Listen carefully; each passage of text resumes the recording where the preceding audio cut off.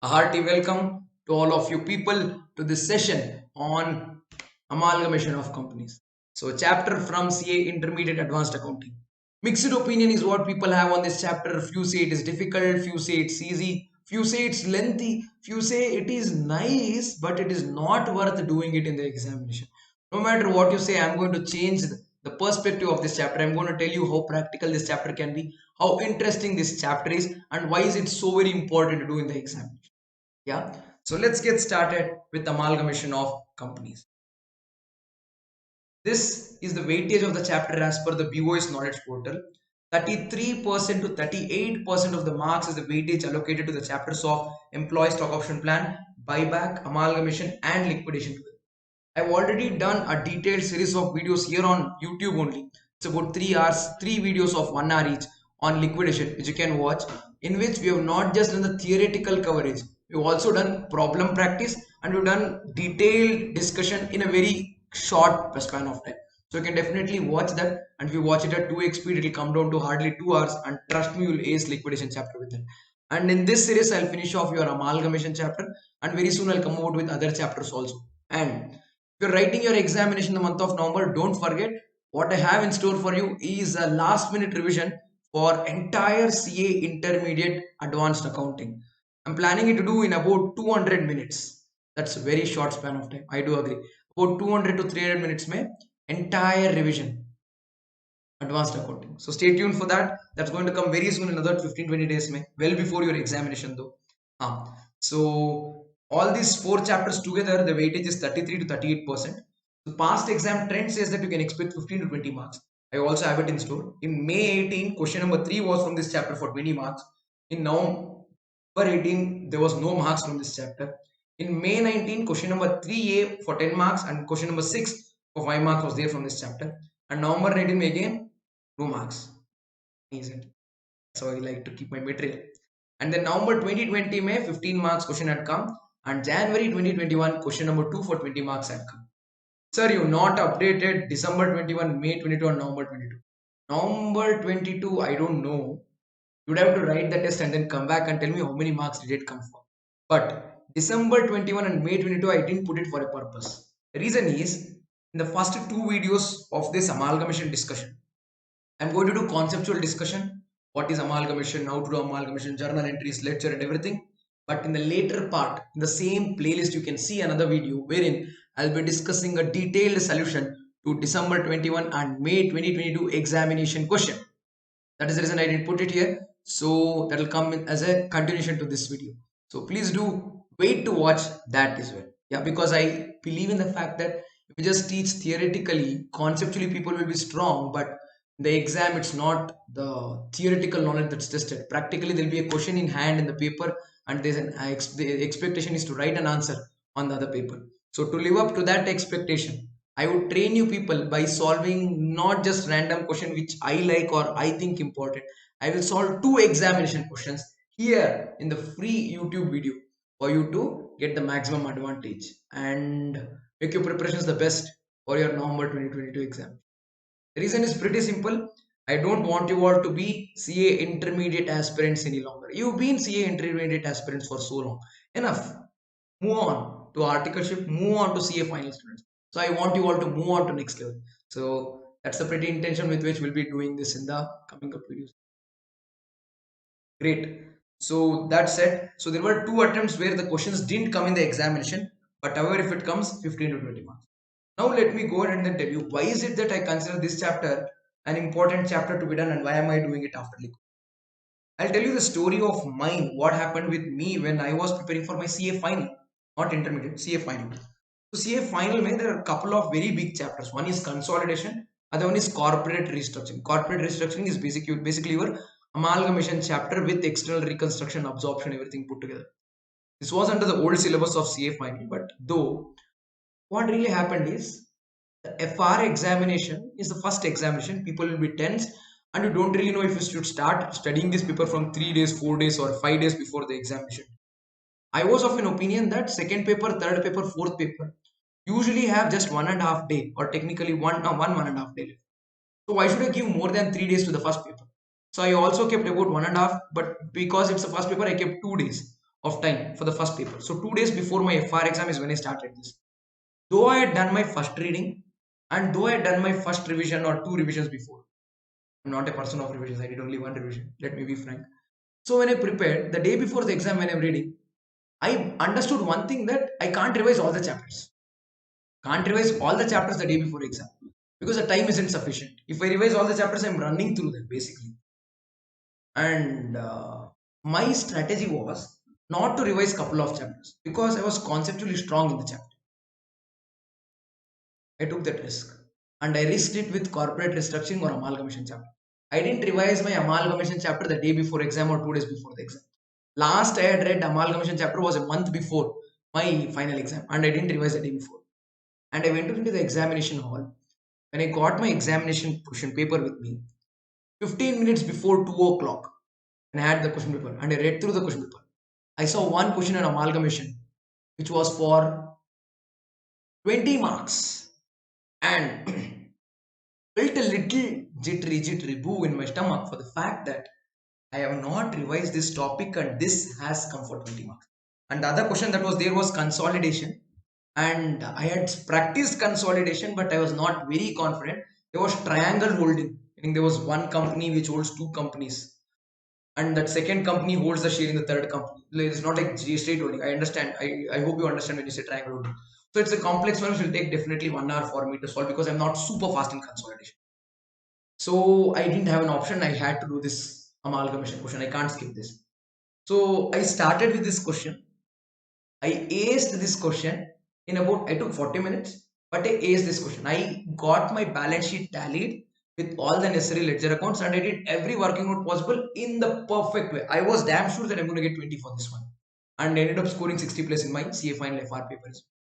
This was possible because amalgamation is such kind of a chapter which you can not read it the day before examination, still solve the problem in the exam to get full marks because it doesn't need things to be mugged up the day before exam.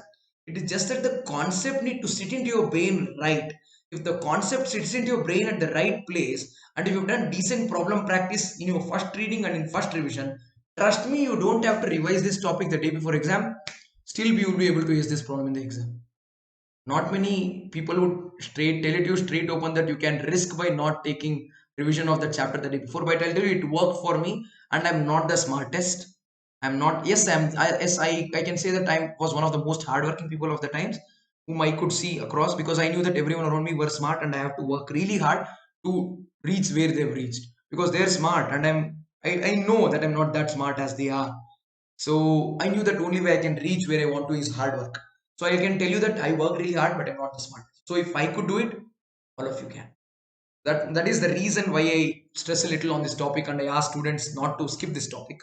So as I've established this fact as to why is it important, let me get started. So what can you expect from this chapter? From this chapter, you can expect questions, theory-based questions on testing you what is amalgamation, absorption, and reconstruction. You can also expect questions which help you or which ask you to determine what type of amalgamation is it and types of amalgamation and differences between each type. And the questions can come on computation of purchase consideration under various methods and accounting entries or ledger accounts in the books of transferor, accounting entries or ledger accounts in the books of transferee, balance sheet of transferee company after amalgamation. So all of this can be asked from this chapter. And let's quickly get started. So I have a question for all of you. What is amalgamation? Think about the answer. Think about the answer. I'll take a small moment. I'll turn on the fan and take a sip of water. Yep, it's too hot in here.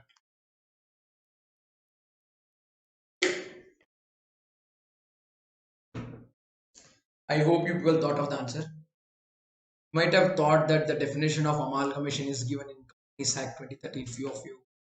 And few of you thought the definition of amalgamation is given in Accounting Standard 14. So let me break the silence and answer it for you as to where is the definition given. Para 3A of Accounting Standard 14 talks about amalgamation. Like, sir, I knew it, sir. AS 14 defines amalgamation. Relax, relax. Control your emotions. Watch carefully. Accounting Standard 14 Para 3A tells the meaning of amalgamation. You know what does it say? It says amalgamation as per the provisions of Companies Act 2013 or other statute, but includes merger. So AS 14 doesn't give us any clear-cut definition of the word amalgamation. It just says it is amalgamation as per Companies Act 2013, but it also includes merger. That's what it says. Sir, so what do we do? We'll go back to Companies Act 2013 and ask Companies Act, what is amalgamation? Yeah, the term amalgamation or merger is not defined under Companies Act 2013, under Companies Act 1956, and also under Income Tax Act 1961. There is no definition of amalgamation. Sir, then what is amalgamation? Then we say Companies Act 2013 explains merger, explains the word merger. It doesn't explain amalgamation. It says merger is a combination of two or more entities into one. The desired effect being not just accumulation of assets and liabilities, but organizations bring down their businesses into one and then continue. And this is again not definition. This is just an explanation given. This is just an explanation given in the act. I hope you guys got this. Let me repeat what I just told. The definition of amalgamation is not given in Accounting Standard 14 or Companies Act 1956, Companies Act 2013 or Income Tax Act. Para 3A of Accounting Standard 14 tells that amalgamation is as per the provisions of Companies Act 2013 and includes merger. And Companies Act 2013 explains the word merger. It says that it's a combination of two or more entities into one. Two or more entities into one. The desired effect is not just bringing the assets and liabilities together. It is like, okay, what's yours is mine, what's mine is mine, and then you bring it together. No, no, no. That's not the objective. The objective is to merge the business and then continue the business in a big way. I hope you got it. Yeah, that, my friends, is what we mean when we use the word amalgamation. Let's go further little ahead and then understand this. What is amalgamation? What is merger? What is absorption? What is external reconstruction? What is internal reconstruction? All of this. So basically we'll understand three words: merger, that is amalgamation, absorption and external reconstruction. Shall we? The first word is amalgamation. The next word will be absorption, and the last word that we'll understand is external. So the first one, amalgamation. The standard and then very good example for amalgamation is that what happened between Idea and Vodafone. So there was a company by name Idea and there was a company by name Vodafone, and then they both came together to form we. You might have come across that ad. They used to say we so long, and then company went we. So that, my friends, is amalgamation. So there is Vodafone, there is Idea, and they created a new company, we. They liquidated Vodafone, they liquidated Idea, and we was created to take over the business of both Vodafone and Idea. So there are two liquidations, minimum two liquidations, one incorporation, and this incorporated company is taking over two liquidated companies. That is amalgamation. We'll see the next one. Absorption. What do you mean by absorption? Absorption is what happened between Vodafone and Hutch. Hutch and Vodafone. There was a company by name Hutchinson SR. Might have come across that ad, okay? You were this beautiful world in grass, blue sky. That ad used to come. So that was a business in India, Hutchinson SR. Vodafone is a UK based company. This UK based company was looking to step into Indian telecom market. And this Hutchinson SR was trying to basically get out of Indian market. So Indian Hutch was acquired by Vodafone company. So Hutch got liquidated. Vodafone, which is already there, acquired Vodafone, which is already there, acquired Hutch. So there is one liquidation, no incorporation. An existing company took over the business of a company and liquidated it. So Vodafone, no new incorporation. Hutchinson SR, liquidation, and then acquisition. This is acquisition. And another example of acquisition is Flipkart taking over Myntra, Flipkart taking over Jabong, and Walmart taking over Flipkart. Walmart took over Flipkart and Flipkart took over Myntra and Jabong. So this is what we can say as a standard example for absorption. And after amalgamation and absorption, we have third new thing. It is external reconstruction. External reconstruction, what happens is one company is liquidated Another new company is formed. This new company is formed exclusively to take over this old company. Let me repeat. This new company is formed exclusively to take over this old company. Basically, you might have seen internal reconstruction. It is internal reconstruction, except for the fact that the name of the company is getting changed. Internal reconstruction, what do? Close the door and then inside the company you change, share capital you change, creditors you change, assets, everything you do repairing. Here what you do is, instead of doing so much repairing inside the house, you will build one new house. Say, transfer all the assets and liabilities into that house, and when you're taking it from here to there, you will repair and then transfer. At the adjusted figures, you transfer them and then sell off this old house. That is external reconstruction. So basically, one company is liquidated, one company is created. This new company is created with the sole objective of taking over the business of that old company. So one liquidation, one incorporation. That, my friends, is external reconstruction. Example is UTI Bank getting transformed into Axis Bank. UTI getting transformed into Axis Bank is a very standard example of what we can say external reconstruction. Let's understand the characteristic features. Meaning, amalgamation. Two or more companies are wound up and new companies formed to take over. And what about absorption? An existing company takes over the business of one or more existing companies. Existing company would have formed, takes over the business of one or more existing companies. That is like Achin Service or Flipkart taking over Jabang and Myntra. That, my friends, is absorption. External reconstruction is a newly formed company takes over the business of an existing company. Axis Bank, a newly formed company, taking over the business of an existing company, that is UTA Bank. You get this? Now, what I was mentioning to you people before, companies involved. How many companies are involved in amalgamation? There are minimum 3 companies involved. Minimum 3 companies involved. In the case of absorption, there are basically 2 companies involved. Minimum. But whereas one company can absorb 2 companies at a time. So then we'll have 3. But I'm talking about only minimum number. There are minimum 2 companies involved in absorption. In external reconstruction, there are 2, and this 2 is not the minimum number. This is only number. There are only 2 companies. So in external reconstruction, we have only 2 companies. There is difference between only 2 and minimum 2. Get that? Very good. Now, liquidation. In the case of amalgamation, 2 or more companies will get liquidated. So minimum 2 companies are liquidated. And the third company that is involved is the company which is taking over. In the case of absorption, minimum 1 company is getting liquidated. Minimum money, 1 company is getting liquidated. In the case of external reconstruction, only 1 company should get liquidated. Only 1. If more than 1 company is getting liquidated and a new company is formed to take it over, that will become amalgamation. I hope you got that. Great. Then incorporation. In the case of amalgamation, there is 1 new incorporation. Minimum only 1, and 1 incorporation is there. In the case of absorption, there is no incorporation. Why? One existing company is taking over one of the closing companies. So there is no incorporation. And in external reconstruction, there will be 1 incorporation. You guys agree with me? And this amalgamation and absorption together, the objective is to take advantage of large scale production or to avoid competition. Whereas external reconstruction, the objective is very simple. It is financial restructuring. Yeah, you do internal reconstruction, something similar, but when the name of the company is going to get changed, that's what we call as amalgamation. External reconstruction. Yes. Okay, I'll show this to you for a brief moment so that if you would want to read or take a screenshot or note it down, you can. Yep.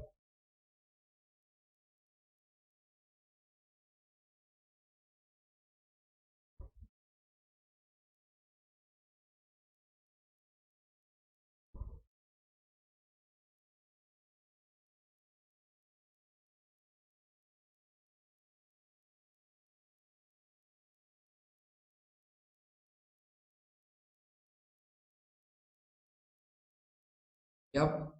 I hope you people did go through this. Great. Now let me take you a little ahead and then help you more with the chapter. Here we go. Who are the parties involved in amalgamation, absorption, and external reconstruction? There are 2 parties involved, or even if there are more than 2 parties involved, we'll categorize them into 2 categories. One is transferor, other one is transferee. Transferor is the big company, the company which is acquiring. Transferor is a small company which is giving all of its assets and liabilities. Transferee, as we say in Kannada, one who's is receiving. One who's receiving will be transferee. So transferee company is the company which is taking over all the assets and liabilities. Transferor company is the company which is giving all its assets and liabilities. And the company which is liquidating is transferor. The company which is getting incorporated or company which is acquiring, absorbing the transferor company is transferee company. And we need to learn accounting from both the perspectives in this chapter.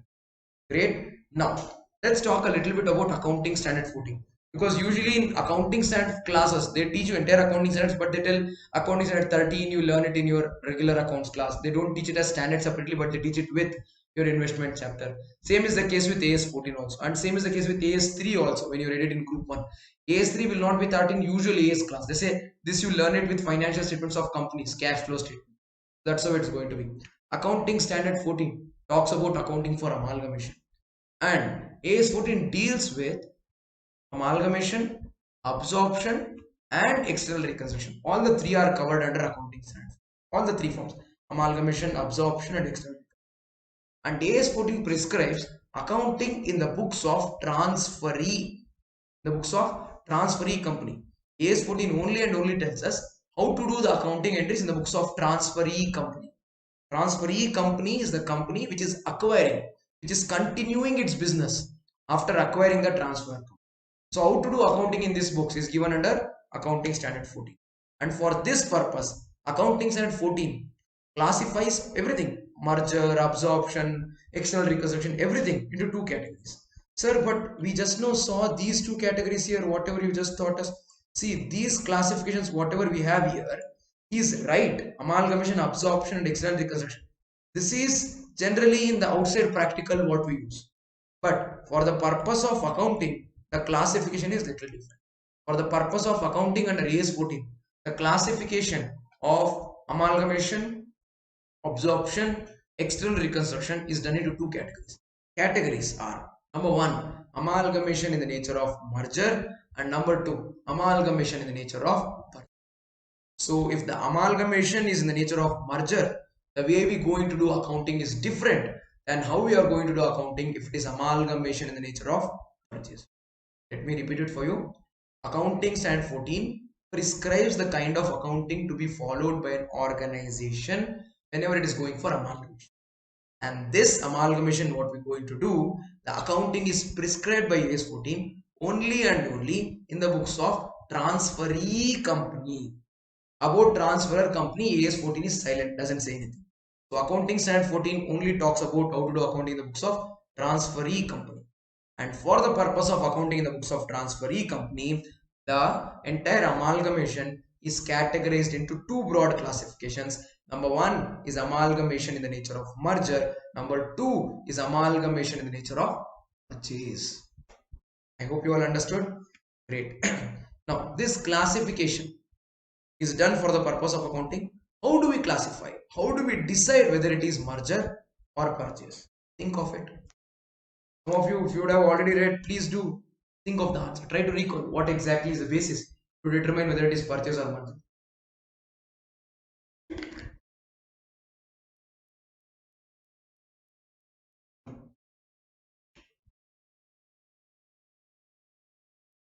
There are 5 conditions given under accounting standard 14. How many? 5.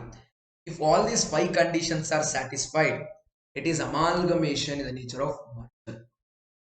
If even one out of these 5 conditions is not satisfied, then it is amalgamation in the nature of purchase. So these 5 conditions help us decide whether it is merger or purchase. Let me repeat. These 5 conditions given under amalgamation standard, accounting standard 14, help us decide whether it is merger or purchase. Now let's see what are the 5 conditions. Shall we? So basically amalgamation can be in the nature of merger or purchase. How do we decide merger or purchase? Based on 5 conditions. There is 1, 2, 3, 4, 5. It's like 1, 2, 3. It's not that. It is like 1, 2, 3, 4, 5.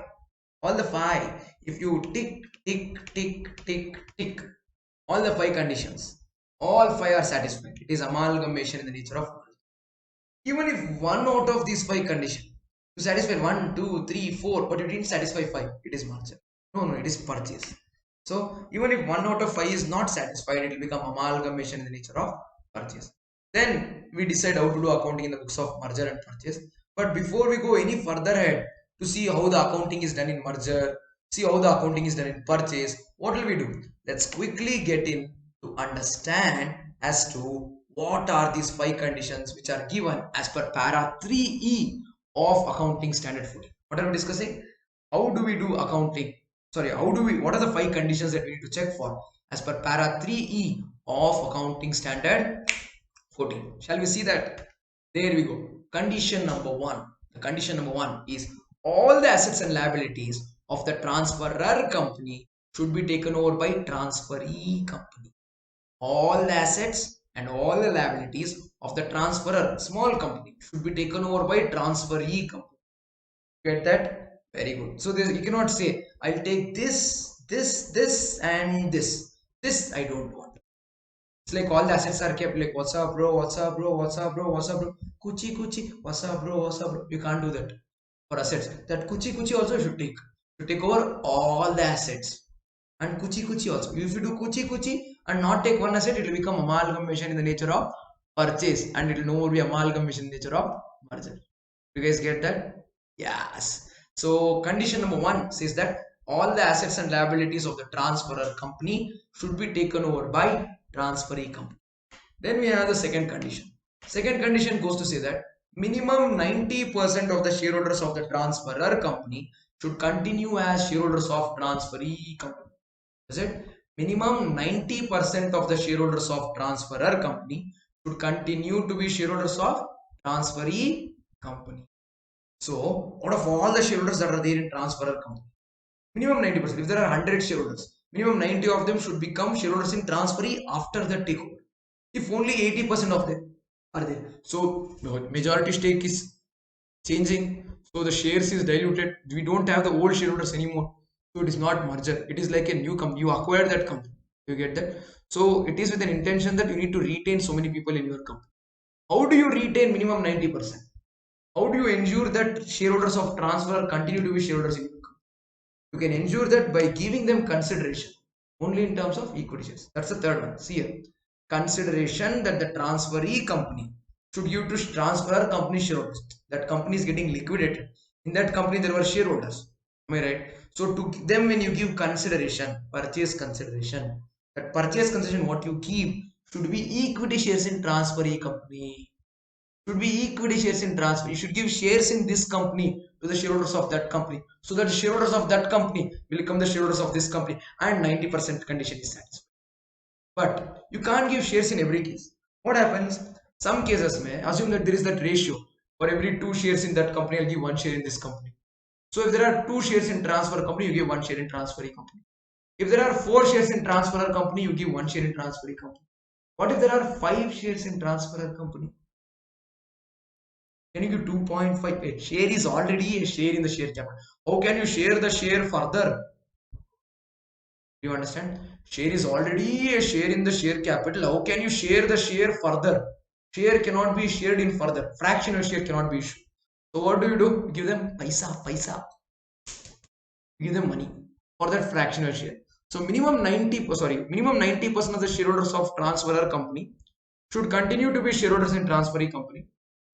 This is possible by giving the purchase consideration to shareholders of transferor company by way of equity shares in transferee company. And you can give cash to shareholders of transferor company for fractional amount if in case that ratio doesn't let us to give a share in part. Done. And in this 90% computation, the shares of the transferor company already held by transferee company are not counted. I might already be holding company, or I might be an associate, or I might be holding major stake in that company. 15%, 20%, significant influence can be there, or I can be the holding company all by itself. But that should not be counted. If I already hold certain shares in that company, that should not be counted in this 90% category. Only other than what I hold, whatever the people other than me hold in that company, minimum 90% of them should continue. Got that? So that, my friends, is third condition. So then I'll take you to condition number 4. Condition number 4, what we have is business of the transferor company should be continued by me. Initially, we saw this here also. No, the entire objective of amalgamation is not just taking over the assets and liabilities. We saw it here in the definition of amalgamation. See, what does amalgamation definition say? Or explanation says combination of two or more entities into one. Desired effect being not just the accumulation of assets and liabilities, but organization of such entities into one business. Meaning, I am doing some business, transferring. Transferer is doing some business. When we merge or amalgamate and then become one entity, I should continue the business that I was doing as transferee, also continue the business of transferer. My objective should not be to shut down the business of transfer. So, what is it? Only thing that I'm trying to tell you is the business of the transferer company should also be continued by transferee. Sir, what if we don't continue? Then it will no longer be amalgamation in the nature of merger. It will become amalgamation in the nature of purchase. Let me repeat. If any one of this 1, 2, 3, 4 or the fifth condition that I will tell is not satisfied, then it will not become amalgamation in the nature of merger. It will become amalgamation in the nature of purchase. Got that, guys? Then what do we have after that? Fifth condition. Assets and liabilities should be taken over, no, in condition number 1. Those assets and liabilities what are taken over should always be taken over at book value. Be taken over at what value? Book value. You cannot take them over at agreed random values. So this is again important condition, because what if I want to take certain assets from them and I want to evade capital gain tax? So I might say I will take only land and building of your company. Others I won't take, and that will take it at an agreed price, higher price, market price, not at book value. If they just sell like that, there might be capital gain coming in. So they put it into that company's balance sheet, sell all the other assets, they'll sell it to somebody else. I'll buy that company, but I'm actually buying that land and building, and I won't continue their business, and I'm valuing that building at a higher rate. That's not correct. That's incorrect. So you can do that, but then it will become amalgamation in the nature of purchase and not merger. To call it amalgamation in the nature of merger, I need to take over all the assets and liabilities of my transferee company at its book value. Sir, what about reserves and surplus if it's a including reserves and surplus? Sir, P&L account debit balance? Yes. General reserve? Yes. Capital reserve? Yes. Sir, what if there are some statutory reserve? Yes, Baba, yes. All the assets and liabilities, including reserves and surplus of the transferor company, should be taken over by transferee company at its book value, and consideration to shareholders of transferor company should be scheduled by way of issue of equity shares in transferee company only, except for fractional shares. And minimum 90% of the shareholders should continue to be shareholders in this new company, and transferee company should continue the business of transferor company. Only and only if all of these 5 conditions are satisfied, that would become amalgamation in the nature of merger. Forgot to mention, you can change the value, book value, but just to bring uniformity in accounting policies. For example, transferor company is following weighted average method for valuing inventory. Transferee company is following first in first out. Now, when they become one, they need to follow one accounting policy for valuing inventory. What do you do? Commonly, you both agree to do weighted average or agree to do FIFO. So then it is an accounting policy change, needs to be given retrospective effect. So you give retrospective effect to the stock, and the stock value will change. When the stock value changes, the revised value is considered. You cannot say, hey, you took stock at revised figure, so this is not at book value, it is not merger. You can't say that. It will be considered as merger. Why? The reason is pretty simple. The change from the book value to another revalued figure has happened only and only to bring uniformity in accounting policy. You get that? So these are the 5 conditions. I'll leave you with the screen for about 20-30 seconds so that you can take a pause, copy it, or click a screenshot or note it down in your book. And at the end of which, I'll run you to the next part of this topic. I'll take you back to that amalgamation, the nature of merger, amalgamation, nature of purchase, when do we decide, and how to do accounting and everything.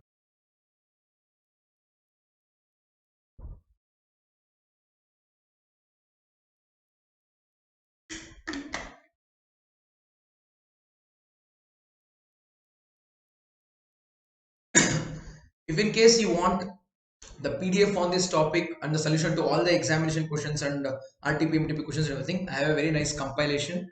for last minute revision especially, I can definitely share it with you. You just have to get in touch with me. Search for me. I'm CA Rajavardhan. People also call me Accounts Man. ACCOUNTSMAN. I'm there at every other social platform where you are there. You can search, find me, and then text me, and I'll definitely share this file.